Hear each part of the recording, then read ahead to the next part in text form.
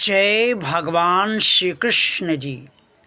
YouTube के अति सम्मानित प्रिय दर्शकों और भगवान और आप चैनल के अत्यंत प्रिय श्रद्धालु भक्तों, अगर कोई आपसे ये पूछे क्या आपको भगवान के दर्शन करने हैं, तो आप तुरंत प्रसन्न मन से कहोगे हाँ, मुझे भगवान के दर्शन करने हैं।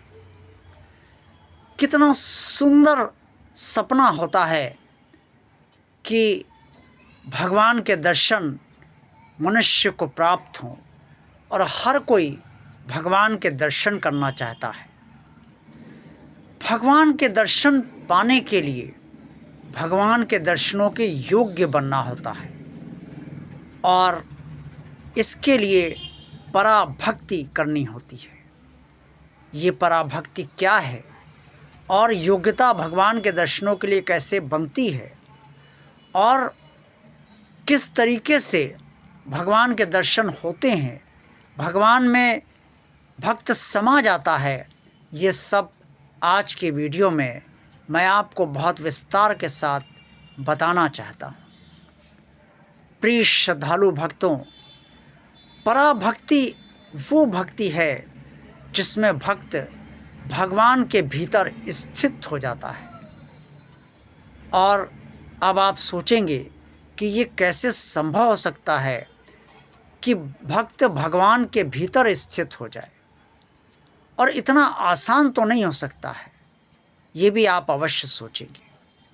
लेकिन अगर भगवान के दर्शन करने हैं, भगवान को पाना है इसी जन्म में, तो योग्य तो बनना ही पड़ेगा, पराभक्ति तो करनी ही पड़ेगी। पराभक्ति से ही योग्यता प्राप्त होती है। अब ये पराभक्ति है क्या और कैसे प्राप्त होती है?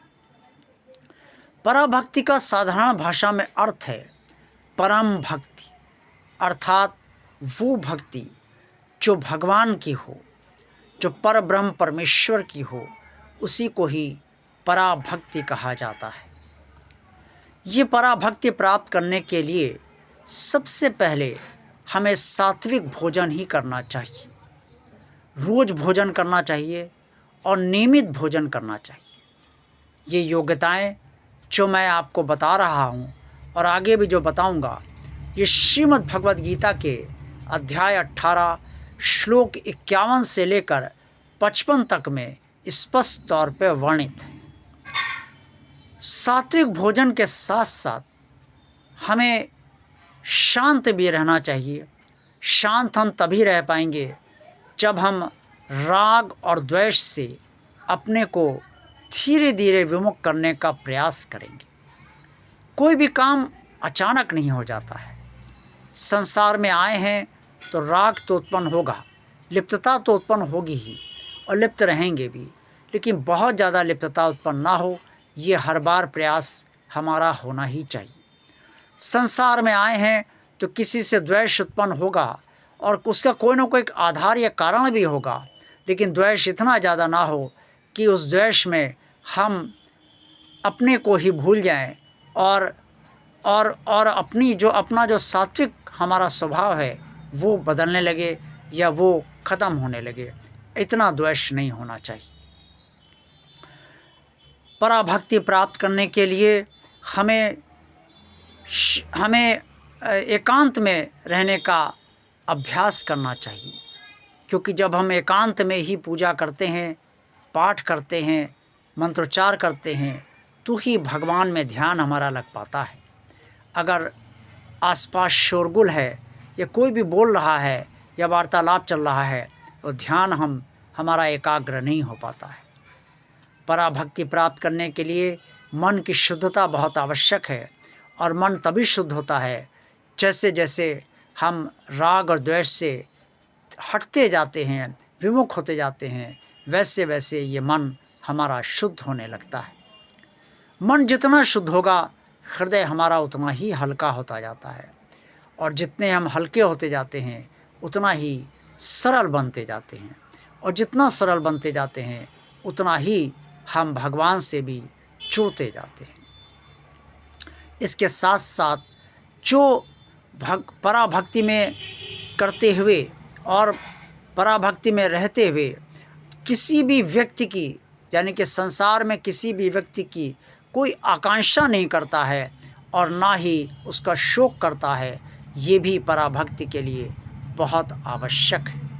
अर्थात किसी भी व्यक्ति की हमें चाह नहीं है और किसी भी व्यक्ति का शोक भी नहीं है। अगर वो हमारे पास नहीं है या हम उससे नहीं मिल पा रहे हैं या वो मिलने नहीं आ पा रहा है या उसकी मृत्यु हो चुकी है, तो उसका शोक भी हमें नहीं है।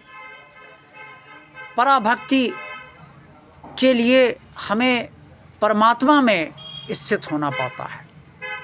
ये सब धीरे धीरे नहीं होता है। जितनी योग्यताएं मैंने बहुत संक्षेप में आपको बताई हैं और समझाने का प्रयास किया है, ये योग्यताएं इतनी आसानी से प्राप्त नहीं होती हैं, लेकिन शनै शनै अभ्यास से ही सब कुछ होता है। यानी कि धीरे धीरे जब हम अभ्यास करेंगे तभी सब कुछ हो पाएगा। तो अभ्यास करें और अभ्यास करते रहने से पराभक्ति प्राप्त होती है और पराभक्ति प्राप्त होने से हम परमात्मा में स्थित होते चले जाते हैं, यानी कि परमात्मा के होते चले जाते हैं।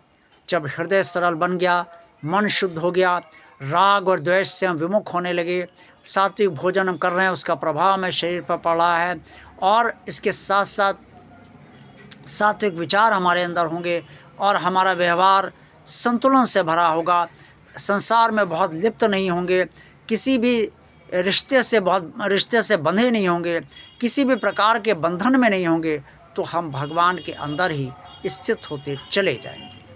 और जब हम स्थित होते चले जाते हैं, जितना हम गहराई से स्थित होते चले जाते हैं, उतना ही इस पर ब्रह्म परमेश्वर को तत्व से जानते चले जाते हैं। पर ब्रह्म परमेश्वर पराभक्ति से ही प्राप्त होता है और उसके दर्शन भी पराभक्ति से ही प्राप्त होते हैं। ये सारी योग्यताएं जो मैंने आपको बताई हैं, ये पराभक्ति ही है, या यूँ कहें कि पराभक्ति से ही योग्यता प्राप्त होती है भगवान के दर्शन के लिए और भगवान को पाने के लिए। इस संसार से छुटकारा तब तक नहीं मिल पाएगा और भगवान में तब तक नहीं मिल पाएगा जब तक हम भगवान में प्रविष्ट नहीं हो पाएंगे, भगवान तक पहुंच नहीं पाएंगे। और जब तक हम भगवान तक नहीं पहुंचेंगे, उसमें प्रविष्ट नहीं होंगे, तब तक इस संसार से हमें छुटकारा नहीं मिलेगा और हम बार बार जन्म लेंगे और बार बार मृत्यु को प्राप्त करेंगे। पुनर्जन्म हमारा होता ही जाएगा।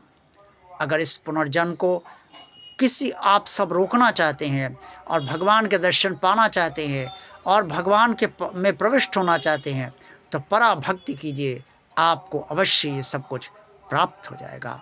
आज का वीडियो आपको अच्छा लगा है तो इसे लाइक अवश्य कीजिए। जिन श्रद्धालु भक्तों ने भगवान और आप चैनल को अभी तक सब्सक्राइब नहीं किया है, वो इसे भगवान का कार्य आगे बढ़ाने के लिए और भगवान का कार्य मानकर सब्सक्राइब अवश्य कर दें। इस चैनल को ज़्यादा से ज़्यादा लोगों को शेयर कीजिए।